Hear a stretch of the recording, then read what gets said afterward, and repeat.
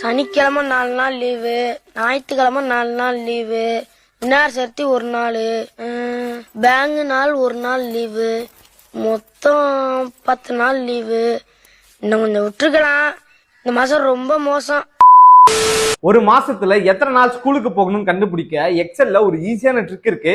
அதை வாங்க பார்க்கலாம். நான் ஆல்ரெடி பில் பண்ணி வச்சிருக்கேன். Starting date and ending date, ஒரு மந்தோட starting date and ending date போட்டு வச்சிருக்கேன். இதுல வந்து நெட்வொர்க் டேஸ் அப்படிங்கிற ஒரு ஃபார்முலா வச்சு நம்ம பார்க்க போறோம்.